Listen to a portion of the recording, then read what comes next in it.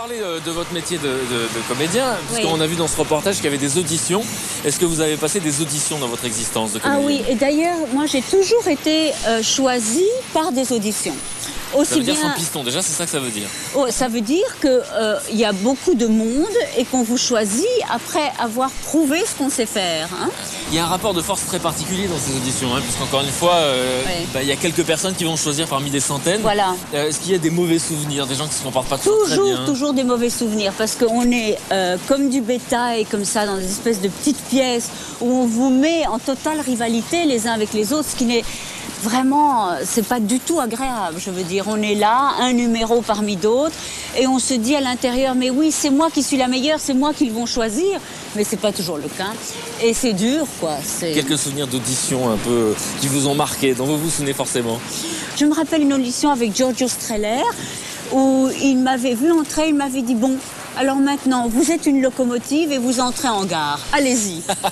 Et vous avez fait quoi? Alors je suis arrivée et j'ai fait comme si je freinais, comme ça en faisant comme ça, une chose comme ça. Puis j'ai commencé à chanter, enfin une chose un peu démente parce que c'était déjà assez dément de demander ça comme audition.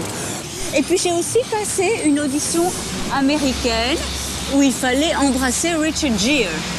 Oui, Richard Pendant Gere. l'audition? Pendant l'audition. Vous avez embrassé Richard Gere, donc Non, moi je ne l'ai pas fait. Mais je ne l'ai pas fait parce que j'ai pas eu envie et j'ai joué autre chose. J'ai joué lui qui avait envie de m'embrasser et moi qui ne voulais pas.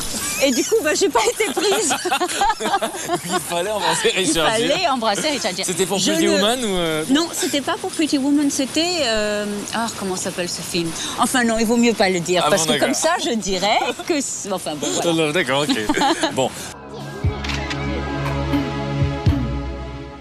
Vous avez cette image très classique, mais à 26 ans, vous avez fait un film très coquin, un film érotique qui s'intitule Les fruits de la passion. Oui. Vous l'avez fait pour l'argent ou pour le plaisir d'être nu? Oh non, c'était pas tellement un plaisir d'être nu. D'ailleurs, j'étais très jeune et c'était très difficile parce que mon partenaire était Klaus Kinski et c'était un film très ambitieux qu'on a tourné en Chine et qui était produit par Anatole Dauman, qui était le grand producteur de Kurosawa, de Wim Wenders. Enfin, c'était un film à grande prétention intellectuelle, mais c'est vrai qu'il y avait des passages nus et c'était pas du tout plaisant à faire. C'est toujours difficile, la nudité à l'écran. D'ailleurs, mais quelle était votre motivation? Vous le faisiez pourquoi? Parce que ça devait être un très grand film sur les années 30 en Chine.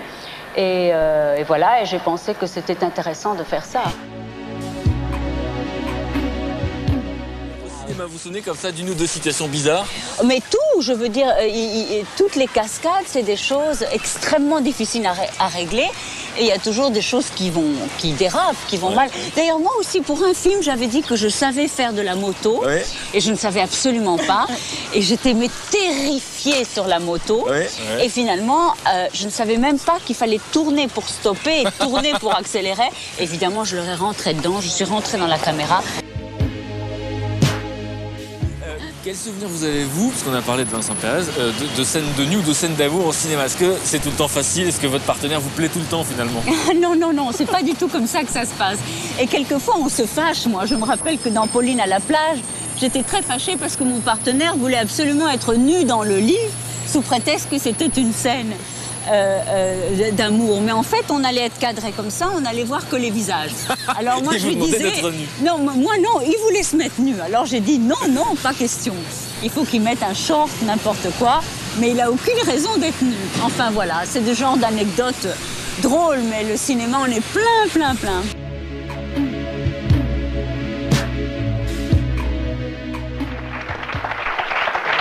Ariel Dombal, un jour, vous étiez en train de tourner un film, on vous a demandé d'exécuter un plongeon un peu particulier. Ah, oui. Parce que la doublure n'arrivait pas, en fait, finalement, à rendre ce service. C'est bien ça? Oui, en fait, oui. Le metteur en scène pensait que ce serait plus fort si je le faisais moi-même. Il s'agissait d'être dans une petite barque, de tomber à l'eau, de se noyer.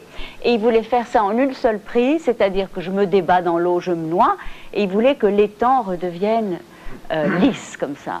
Bon, et moi en dessous. Bon.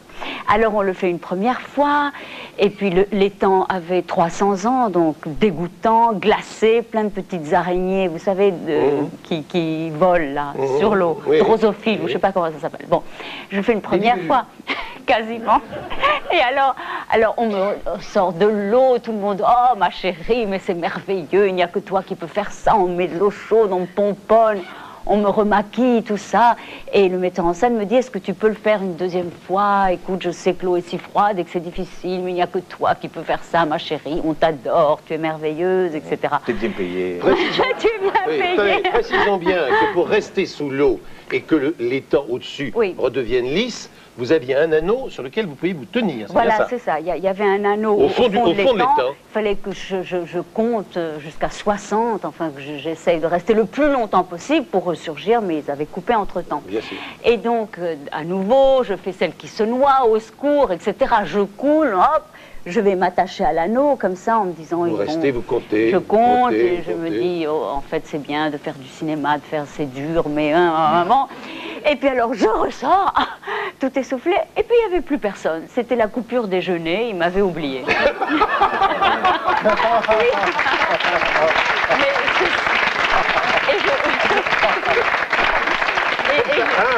avez pas de chance, quand même. Oui, mais c'est quand même beaucoup ça, le cinéma. Le film ne pouvait se passer qu'au Mexique, parce que le catholicisme mexicain est toile de fond pour cette histoire. C'est un catholicisme très particulier, très imagé, très baroque, très expressif et très beau. Moi, je dis toujours que je suis catholique parce que j'ai vécu 18 ans au Mexique.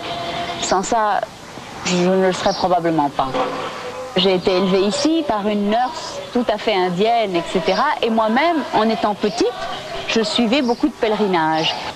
Quand j'avais 8-10 ans, mes parents ont emmené ma nanny à Paris. Et quand elle a vu Notre-Dame, elle s'est mise à genoux, comme ça, les bras en croix. Et moi et mon frère, on était tout petits, comme ça, on s'est mis également à genoux, les bras en croix, comme ça, dans une espèce d'extase à la mexicaine. Et alors, il y avait un attroupement insensé de gens qui voyaient cette indienne et ces deux petits enfants blonds en pleine béatitude.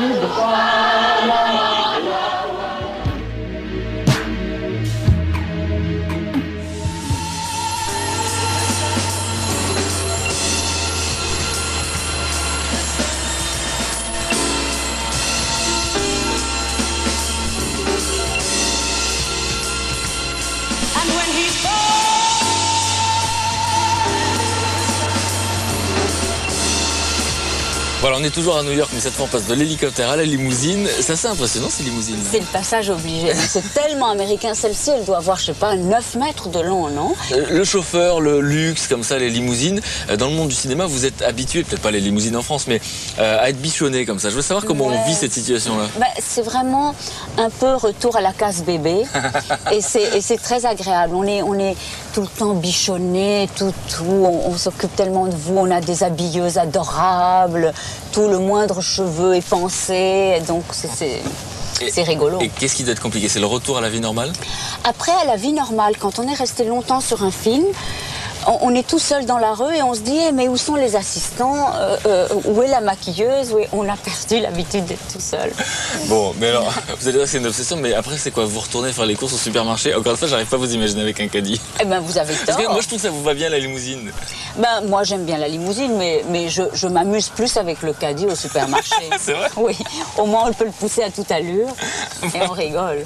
Alors justement, le statut d'acteur le métier d'acteur et le statut de star, c'est quelque chose de compliqué. On sait qu'il y a peu d'élus et puis surtout c'est compliqué de rester. Et lorsqu'on est comédien, est-ce que vous avez vu, sans forcément citer de nom, mais des acteurs comme ça qui avaient un statut à un moment donné, dont on s'occupait beaucoup et puis qui à un moment donné se retrouvent sans argent? Parce que nous on les voit à l'écran, les films sont rediffusés.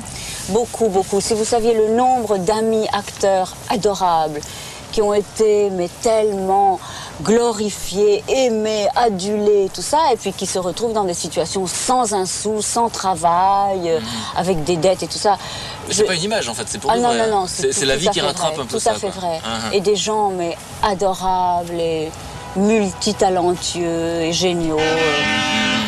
On demande toujours aux actrices si elles ont peur de vieillir, parce que les comédiennes sont souvent, on l'imagine, prisonnières de leur image. On voit bien autour de nous, quand on regarde la télé ou quand on regarde un film, les gens disent « Ah, elle a pris un coup de vieux ». C'est des choses que vous avez à l'esprit, ça, les actrices? C'est-à-dire que fatalement, surtout au cinéma, je dirais, si on fait que de la télévision, je pense que ça n'a pas d'importance. Mais le cinéma, il y a quand même cet énorme écran, ce visage gigantesque.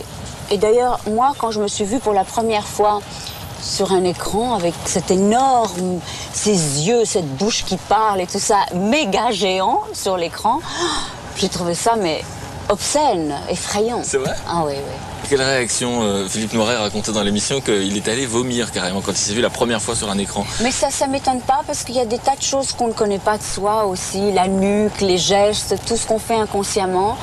Et tout à coup, on voit ce personnage qui n'est pas soi, qui est tellement grand sur cet écran, c'est affreux. Est-ce que ça aide à s'aimer? Est-ce qu'au bout d'un moment, on s'habitue à son image ou pas?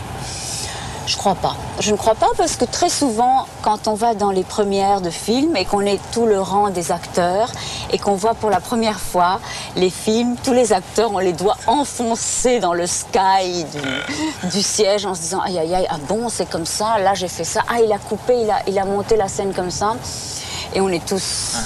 On n'est pas du tout relax. Ou alors, on va pas voir les films. Ça arrive aussi. Ça vous arrive? Oui.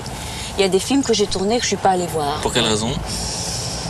Je sais pas, j'avais pas envie de me voir. J'étais un peu distante par rapport au film. Voilà.